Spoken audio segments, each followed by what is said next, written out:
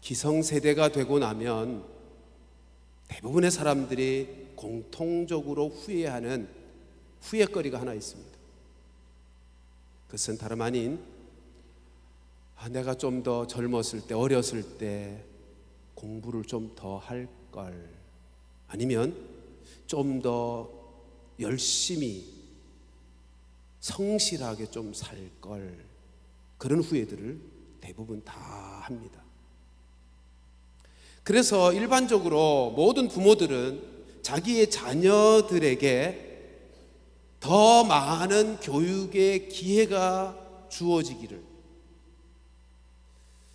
좀 더 많은 교육과 훈련의 혜택을 받을 수 있게 되기를 힘을 다합니다.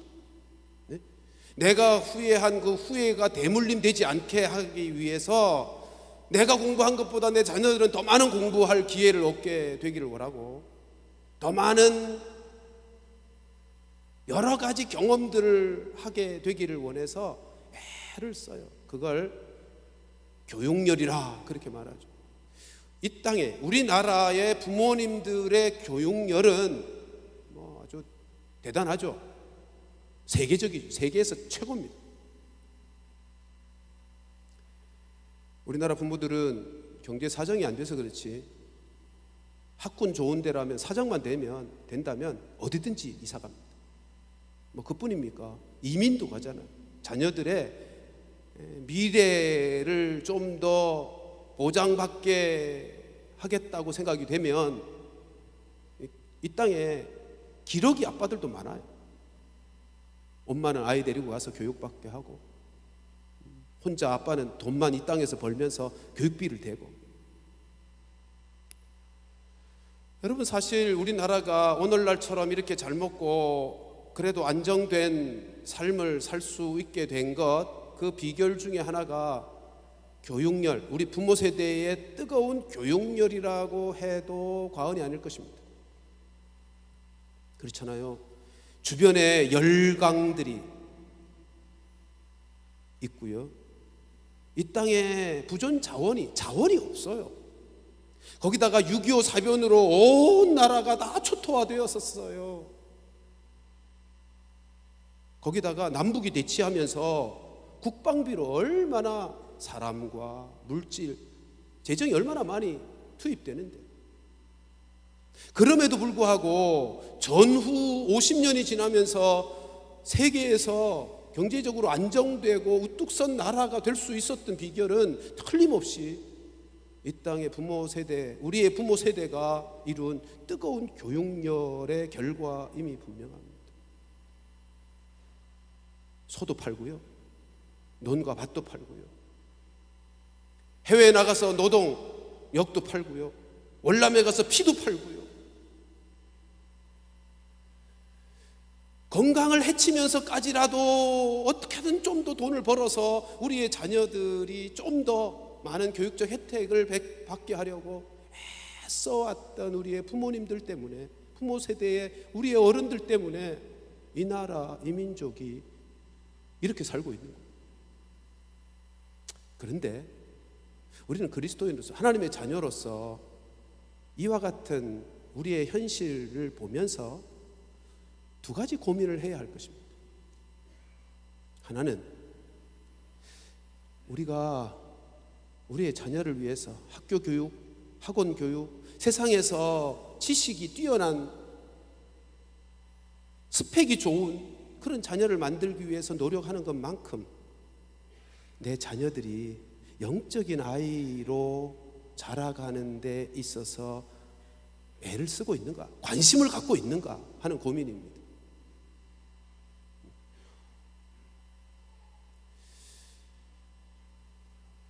우리가 그런 고민을 안 한다면 그리스도인들은 아니죠. 학원 보내는 일에는 내 삶을 다 투자하고 헌신하면서도 내 아이들이 하나님의 사람으로 자라고 믿음의 삶을 살아가 더 좋은 하나님의 자녀로 자라가는 데 있어서 내가 얼마나 많은 관심과 투자를 하고 있는가, 우리 그거 고민해야 되지 않습니까? 또 하나의 고민. 정말 우리가 우리의 자녀들을 위한 뛰어난 열정적인 교육열을 가지고 있지만 그 교육에 대한 뜨거운 마음이 방향이 바른가? 그 교육에 대한 내용이 바른가? 그거 우리 고민해야 되지 않겠습니까? 왜냐하면 이 나라 이 민족, 지금 우리가 세대 속에 교육의 수준은 정말 세계적인데, 학력의 수준은요 세계적이에요. 그런데 우리가 살고 있는 오늘의 시대가 잘 살고 있는가 하는 것입니다. 여러분, 잘 산다는 게 뭐죠? 잘 산다는 건 다른 거 아니잖아요. 평안하게 살고 행복하게 살고 있는가. 교육은 쉽게 말하면 잘 살기 위해서 하는 거예요. 행복하게 살고 평안하게 살고 모두가 더불어서 잘 함께 살 수 있는 평안과 행복을 느끼며 살아가는 그 삶이 오늘의 우리의 교육을 통해서 이루어지고 있는가를 생각하면 우리의 교육의 내용이 뭔가, 우리의 교육의 방향이 뭔가 잘못되고 있어서는 아닌가를 고민해야 되죠. 교육의 질은 높아졌고 학위들은 다 높아졌고, 근데 다들 불안하게 살잖아요. 염려와 걱정과, 여러분, 행복이 아니라 불행하다고 생각하는 이 땅의 80%의 백성들이 이 땅에서 사는 게 불행하대. 그렇다면 교사 주일에, 스승의 주일에 우리 모두가 스승된 자들로서 지금 우리가 뭘 바르게 하고 있는지를 살펴야 되죠. 따라서 오늘 저는 우리의 모든 분야의 스승 되시는 예수님의 가르침, 예수님의 교육은 어떠했는지 하는 것을 살펴보려고 하는 것입니다. 여러분, 예수님의 공생애, 공적인 생애는 우리가 알다시피 3년여 시간입니다. 3년 반 정도. 만일 여러분들에게 인생에 어떤 제한된 시간이 주어졌다고 한다면 여러분 뭐 하실 것 같습니까? 뭐 각각에 다르겠지만 내 인생에 가장 중요하다고 생각하는 거 하지 않겠습니까? 예수님이 공생애, 자신에게 주어진 공생애가 3년 반인 것을 아셨어요. 그 3년 반의 제한된 시간 속에 예수님이 하셨던 일이 무엇일 것 같습니까? 한마디로 말하면 가르치는 일입니다. 예수님이 3년 반의 공생애 동안에 이 땅에 계시면서 가장 힘을 써서 하신 일이 가르치는 일이라고요. 그래서 예수님을 싫어하고 비난하던 바리새인과 서기관들조차 예수님을 랍비라고 그랬어요. 랍비라고 부르더라고요. 물론 일반 사람들과의 가르침이 좀 다른 가르침을 가르치셨죠. 그래서 예수님의 그 가르침, 가장 중요하게 여기고 가치 있게 여겨서 당신의 공생애에 가장 힘을 썼던 그 가르침은 어떤 가르침이었는가, 세 가지를 함께 살펴보려고 하는 것입니다. 첫째가 소수에 집중하는 가르침이었습니다. 몇 명이죠? 12명. 예수님께서 공생애를 보내실 때 여러 대중을 향한 여러 가지 사역이 있었지만 예수님의 최고의 관심과 에너지는 12명에게 쏟았습니다. 예수님의 능력으로 생각하면 전 인류를 대상으로 가르쳐도 그 결과가 성공적이지 않았겠어요? 전능하신 분인데, 전지하신 분이신데. 그런데도 예수님은 12명이라고 하는 소수를 뽑아서 그들에게 집중된 가르침을 하셨다고. 이유는 분명하죠. 오고 오는 세대에 가르침의 모델을 보여주기 위해서였죠. 예수님이 능력이 모자라서가 아니에요.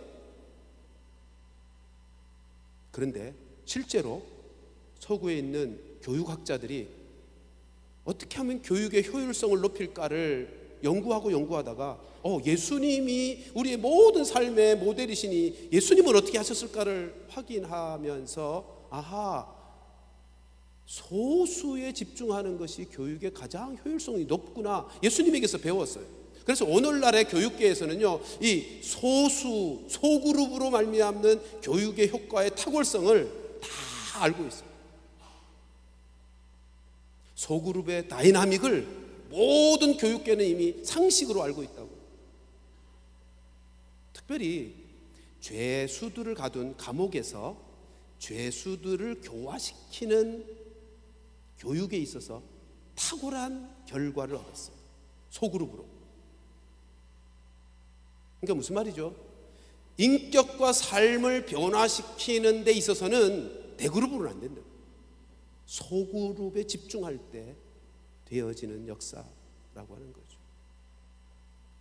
그런 면에서 우리 교회에서 주일학교에서 이루어지는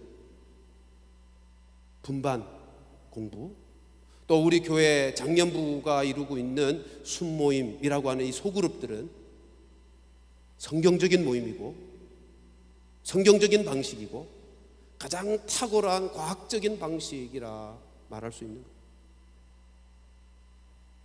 두 번째, 예수님의 가르침의 두 번째 특징은 삶을 나누는 가르침이었어요. 그냥 지식만 전달하고 지식만 전수하는 방식의 가르침이 아니라 삶을 나누는 가르침이었다고요. 어떻게 하셨죠? 제자들을 부르셔서 3년 반 동안 같이 먹고 같이 자고 같이 살았어요.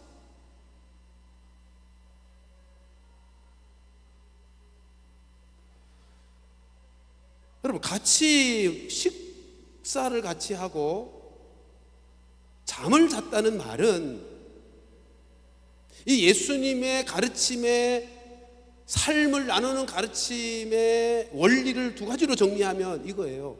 경험을 같이 나눈 거예요. 경험.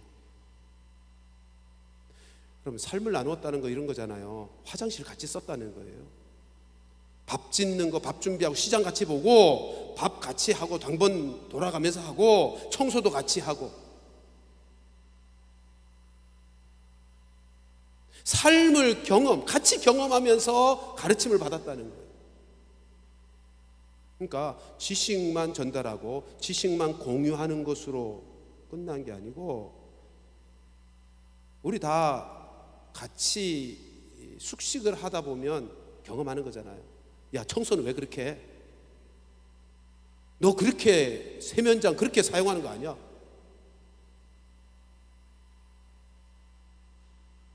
우리의 삶을 나눌 때 제대로 된 인격과 삶의 변화가 이루어져요.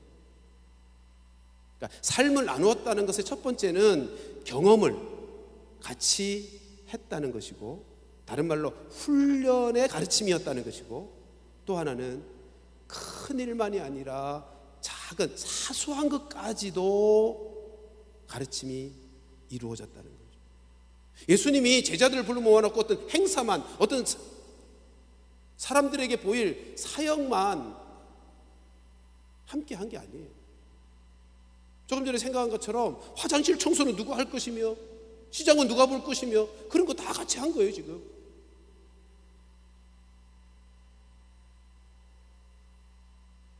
여러분, 우리 모두가 다 스승이라 그랬죠. 가정에서도 우리의 자녀를 키울 때 삶을 나누는 가르침이 이루어져야 되는 거죠. 삶을 나눈다는 말을 좀 더 다른 말로 표현하면, 김요셉 목사님의 표현으로 하면 내 삶을 내어주는 것이.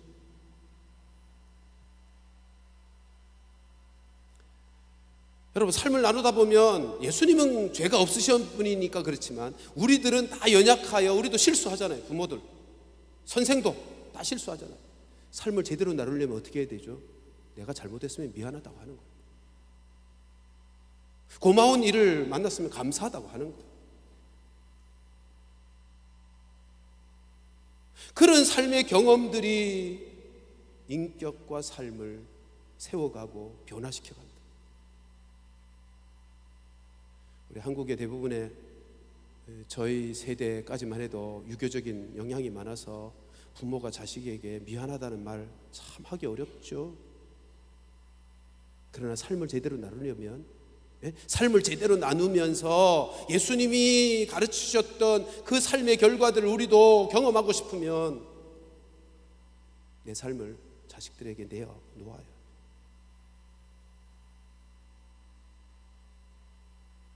큰 문제만 간섭하는 게 아니고 아주 사소한 문제까지에도 자식들과 나 사이에 관계가 이루어져야 돼.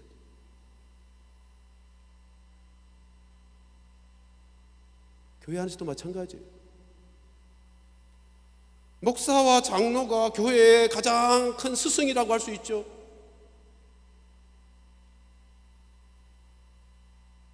목사와 장로들이 교회 안에서 교인들과 삶이 나누어져야 돼. 우리의 삶을 내어놓을 수 있어야 돼. 순장이 성도들을 위하여 삶을 내어주고 그게 삶을 나누는 거예요. 예수님이 당신의 생을 우리를 위해서 내어주셨다고요. 잠자는 것도 같이 주무시고 밥 먹는 것도 함께 시장 보는 것도 일상을 다 같이 하셨어요. 여러분, 예수님의 가르침이 성경에 보면 당시의 다른 랍비들과는 다른 가르침이라 그래요. 바리새인의 가르침과 다르대. 그리고 예수님의 가르침이 능력이 있대. 여러분, 예수님의 가르침에 능력이 있다는 말의 의미가 뭡니까? 예수님의 가르침에는 웅변적이었다는 건가요? 아니요. 예수님의 가르침에는 삶의 변화가 있었다는 거예요. 삶의 변화가 있었다는 거예요. 자기가 뭘 잘못했는지 깨닫고 회개하고 돌아오는 것이 있었다는 거예요.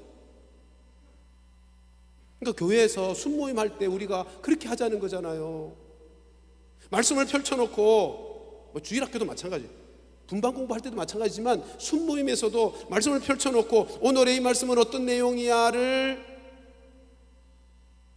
정보만 전하고 그렇구나, 우리 그렇게 살아야 되겠구나, 깨달음만 얻는 것으로 끝나는 게 아니고 그렇게 살았는지를, 삶을 나누는 순모임이 되어야 해요. 순모임 속에서 내가 지난 주간에 지난 주일 하셨던 말씀에 내가 이렇게 살았는데 이렇게 실패했어, 나는 이렇게 했더니 이번 말씀은 잘 지킬 수 있었지. 서로 말씀 앞에서 삶을 나누면서 실패한 것을 서로 격려하고 위에서 기도해주고 내 살았던 삶의 내용을 간증하면서 서로를 세워주고, 교회가 그리고 가정이 예수님이 가르치셨던 방식의 가르침으로 동일한 결과와 은혜를 누리고 싶다면 삶을 나누는 가르침이 돼요. 내 삶을 그들에게 내어주는, 그리고 전 삶을 말씀 앞에서 함께 나눌 수 있는 그런 가르침이 이루어져야 한다는 거죠.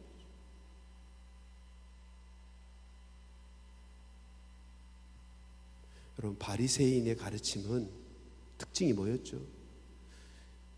예수님의 가르침은 삶을 나누어서 삶을 변화시키는 가르침이었다면 바리새인의 가르침은 지식 전달만의 가르침이었어요. 그 결과가 뭐죠? 정죄하고 비난하는 사람이 되고 마는 거예요. 그렇지 않습니까? 머리만 커지면 하는 일이 뭐죠?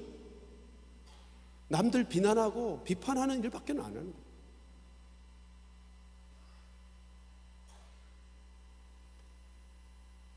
사랑하는 성도들이여, 우리 모두 삶을 나누는 가르침의 사람들이 되시기를 주님의 이름으로 축복합니다. 목사가, 장로가, 권사가 교회 안에서 성도들과 삶을 나누는 가르침이 이루어지지 않으면 위에서 이렇게 쳐다보면 다 보이거든요. 그러니까 맨날 비판만 할 수밖에 없는 거예요. 비난하는 사람이 될 수밖에 없어요. 그게 바리새인의 함정이었죠. 세 번째, 예수님의 가르침의 특징은 모범을 보이신, 본을 보이신 가르침입니다. 예수님은 전생애가 본을 보이신 우리 인생의 온전한 삶이 무엇인지를 가르쳐 주시는 삶이었죠. 사랑의 본을 보이셨고, 기도의 본을 보이셨고, 섬김의 본을 보이셨고, 희생의 본을 보이셨고, 하나님 말씀에 순종하는 순종의 삶의 본을 보이셨고.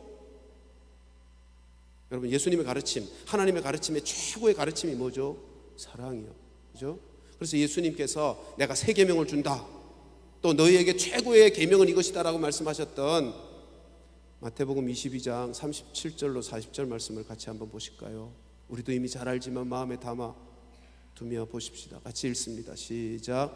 예수께서 이르시되 내 마음을 다하고 목숨을 다하고 뜻을 다하여 주 너희 하나님을 사랑하라 하셨으니 이것이 크고 첫째 되는 계명이요 둘째도 그와 같으니 내 이웃을 내 자신같이 사랑하라 하셨으니 이 두 계명이 온 율법과 선지자의 강령이다. 이것이 성경이다 그 말이에요.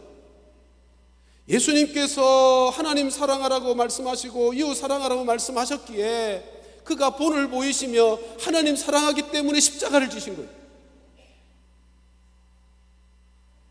이웃을 사랑하기 때문에 죄인된 모든 인생들을 위하여 십자가의 그 길을 스스로 걸어가신 거예요. 오늘 본문의 15절에서도 말씀하죠. 너희로 행하게 하려고 내가 본을 보였다. 예수님의 세계가 그래요. 너희로 행하게 하려고 본을 보이는 인생을 사신 거예요. 오늘 본문 13절, 14절을 다시 한번 제가 보겠습니다. 너희가 나를 선생이라 또는 주라 하니 너희 말이 옳도다. 내가 그러하다. 내가 주와 또는 선생이 되어 너희 발을 씻었으니 너희도 서로 발을 씻어 주는 것이 옳으니. 여러분, 이 말씀을 하게 되는 배경에 팔레스타인 지역은 그렇잖아요. 길을 걸어갈 때 먼지가 푹푹 나는 지역이, 그리고 샌들 문화란 말이에요. 그래서 유대 민족은 손님이 누가 오든지 가장 첫 번째 손님 맞이하는 일이 그 집의 하인이 나가서 손님의 발을 씻어주는 거예요. 그러니까 그 집에 가장 낮은 신분의 사람이 그 일을 하겠죠. 근데 지금 누가 하고 계세요? 예수님이. 예수님이 제자들의 발을 씻기시면서 하신 말씀이에요. 내가 너희를 위해서 지금 너희 발을 씻기는데 이것이 옳기 때문이야. 너희가 서로 그렇게 사랑으로 섬기는 것이 옳기 때문이고 너희로 이렇게 행하게 하려고 내가 본을 보이는 거야. 여러분, 5월 첫째 주에 그런 말씀 드렸죠. 김요셉 목사님의 책 삶으로 가르치는 것만 남는다. 또 하나의 책, 두 번째 쓴 책, 삶으로 배운 것만, 그리고 삶으로 두 번째는 가르친 것만 남는다. 뭐 같은 얘기 아니에요? 삶으로 배운 것만 남고 삶으로 가르친 것만 남는다는 거예요. 여러분, 그 책 꼭 사서 읽어보세요. 얼마나 많은 유익이 있는지 몰라요.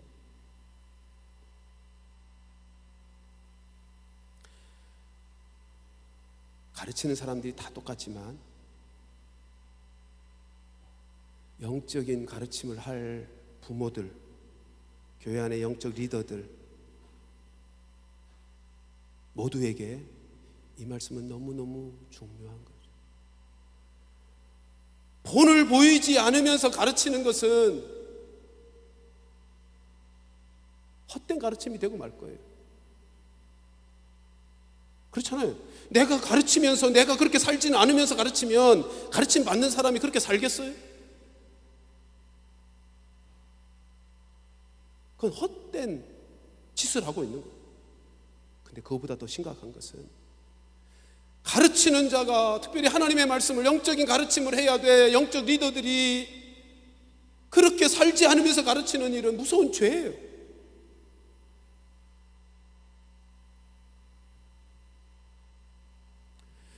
가르치지만 그렇게 살지 않으면서 가르치면 가르침 받는 사람이 그렇게 살지도 않겠거니와 더 심각한 죄가 되는 이유는 그 가르치는 가르침의 내용, 하나님의 말씀을 무시하는 죄를 범하게 한다. 말씀을 가르치는 자가 말씀을 가르치면서 그렇게 살지 않을 때 말씀을 받은 자들이 그 말씀대로 살지 않게 되는 죄를 범하게 하는 거고요, 그 말씀, 하나님의 말씀을 무시하고 없이 여기는 죄를 범하게 만든다. 그래서 야고보 사도가 말합니다. 많이 선생이 되려고 하지 마라. 선생에게 임할 심판이 더 크다는 거. 그 말씀 듣고 아이고 그러니까 나 이제 더 이상 교사 안 해야 되겠다, 순장 안 해야 되겠다, 그러자는 게 아니죠. 아까도 말씀드렸지만 이 세상 살아가면서 가장 존귀하고 가치 있고 영광스러운 사역이 사람 살리고 사람 세우는, 사람을 온전케 하는 이 영적 리더의 삶이에요. 전 목사 된 것이 얼마나 감사하고 또 얼마나 감사한지, 우리 장로님들이, 우리 권사님들이, 우리 교사들이, 우리 순장들이 하나님께서 우리에게 주신 그 직분, 영적인 리더로서 후배들에게, 다음 세대들에게 나를 통해서 흘러갈 하나님의 은혜와 축복이 얼마나 크고 놀라운 것인데 그걸 마다하겠어요. 근데 문제는 그 사명, 그 축복의 은혜의 기회를 복되게 감당해야 되지 않겠는가. 많이 스승이 되지 말라고 야고보서가 권하는 것은 우리로 선생이 되었으니, 스승이 되었으니, 영적 리더가 되었으니 답게 하라는 말씀 아니겠어요?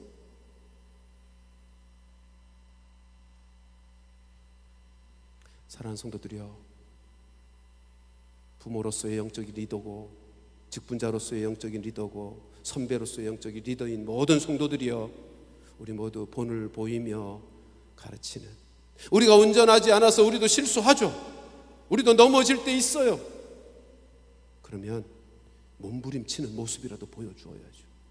그게 본이에요. 회개하고 돌이키는 모습을 보여주어야죠. 그게 본이에요. 우리 모두 본을 보이며 가르치는 예수님의 가르침으로 나에게 가르침받는 우리의 자녀들이, 우리의 다음 세대들이, 우리의 후배들이 아름다운 하나님의 사람으로 자라가는 은혜가 있기를 주님의 이름으로 축복합니다. 두 번째로, 큰 두 번째로 생각하십시다.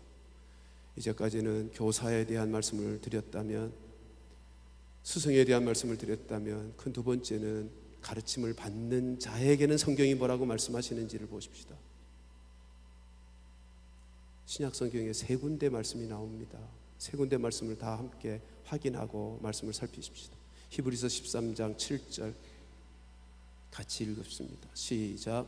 하나님의 말씀을 너희에게 일러주고 너희를 인도하던 자들을 생각하며 그들의 행실의 결말을 주의하여 보고 그들의 믿음을 본받으라. 17절 시작. 너희를 인도하는 자들에게 순종하고 복종하라. 그들은 너희 영혼을 위하여 경성하기를 자신들이 청산할 자인 것 같이 하느니라. 그들로 하여금 즐거움으로 이것을 하게 하고 근심으로 하게 하지 말라. 그렇지 않으면 너희에게 유익이 없느니라. 갈라디아서 6장 6절 같이 시작. 가르침을 받는 자는 말씀을 가르치는 자와 모든 좋은 것을 함께하라. 여러분, 히브리서 13장 7절과 17절이 너희를 인도하는, 가르치는 자에게 주신 말씀인데 표현이 좀 달라요. 7절 보실까요? 히브리서 13장 7절 보면 하나님의 말씀을 너희에게 일러주고 가르쳐주고 너희를 인도하던, 하는이 아니고 지금 인도하는 사람이 아니고 인도하던 자들이 누구죠? 은퇴한 사람들. 여기 생각이라는 단어는 원문에 기억해주라는 단어예요. 그러니까 은퇴했다고 싹 잊어버리지 말고 너희를 말씀으로 가르치고 인도하던 자들을 기억해 주라는 거예요. 그 은혜를 기억해 주라는 거예요. 그리고 또 하나, 그들의 결말을 보며 그들의 믿음을 본받으라는 거예요. 7절에서는 그 두 가지를 말씀해요. 히브리서 13장 17절에서는 뭐라고 말씀하죠? 거기도 두 가지를 말씀해요. 여기는 이제 인도하는 자들이죠. 너희를 인도하는 자들에게 첫 번째 뭐죠? 순종하고 복종하라는 거예요.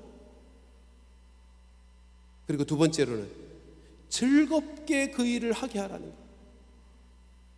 근심 끼치면서 그 일을 하게 하지 말고 즐겁게 그 일을, 너희를 인도하는 그 일을, 말씀을 가르치는 그 일을 즐겁게 하게 하도록 하라는 거예요. 왜요? 그렇게 하지 않으면 너에게 유익이 없다는 거예요. 마치 이것 아니에요? 우리 학창시절 다 보냈지만 학교 다니면서 내가 좋아하는 선생님은 선생님 좋아해서 그 과목도 좋아하고 열심히 공부해서 성적이 좋아져요. 근데 내가 싫어하는 선생님은 아니, 선생님 싫어하면 됐지 왜 그 과목도 싫어하는지. 우리 다 그 경험했죠. 그 과목도 싫어서 공부하기가 싫어. 그래서 성적이 안 나와. 그렇지 않겠어요? 만약 주일학교 아이 중에 자기 분반 공부를 인도하는 선생님하고 뭐 때문에 마음이 상했어. 그럼 그 아이가 그 반에 오고 싶겠어요? 순모임에서 순원들이 순장하고 어떤 갈등 관계가 생겼어. 그 순모임의 기쁨으로 찾아오고 싶겠어요? 교인 중에 목사하고 격이 졌어. 그러면 여기 예배하러 왔는데 말씀이 들리겠어요? 유익이 없어요. 유익이 없어요.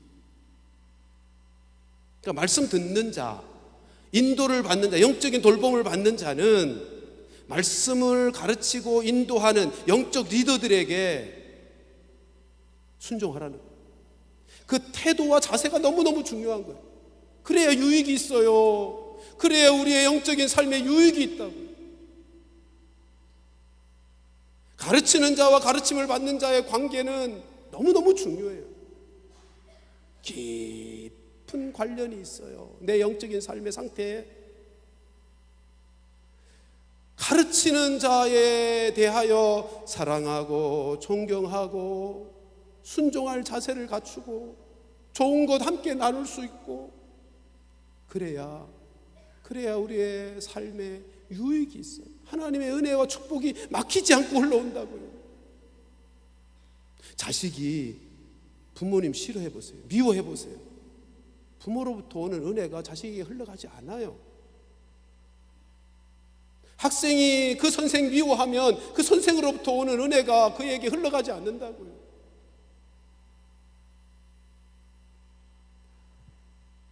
여러분 17절의 말씀을 받는, 인도함을 받는 자들은 어떻게 읽어야 된다고요? 나를 인도하는 자에게 순종하고 복종하고 그가 나를 인도하는 걸 즐거움으로 하게 해야 되겠구나. 그렇게 읽지만 인도하는 자는 어떻게 읽을까요? 인도하는 자는 다르게 읽어요. 어떻게 읽죠? 내가 경성해야 되겠구나. 내가 깨어 있어야 되겠구나. 내 가르침을 받는, 내가 인도하는 저들을 위해서 내가 깨어 있어야 되겠구나. 저들이 아파하는 것이 나의 아픔이 되고, 저들이 힘들어하고 고통스러워하는 것이 나의 고통이 되어서 내가 저들을 온전한 하나님의 사람으로 만들기 위해 저들이 당하는 것, 저들이 청산해야 될 것이 내가 청산해야 될 것인 것처럼 그렇게 내가 살아야 되는 거구나. 그렇게 읽는다고요.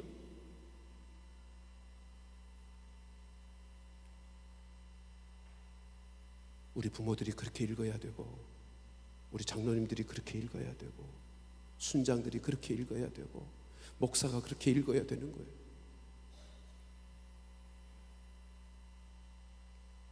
말씀을 정리하겠습니다. 사랑하는 성도들이요, 우리 모두 어떤 입장에서는 가르침을 받기도 하고요, 어떤 입장에서는 가르치기도 하는, 스승이 되기도 하고 학생이 되기도 하잖아요.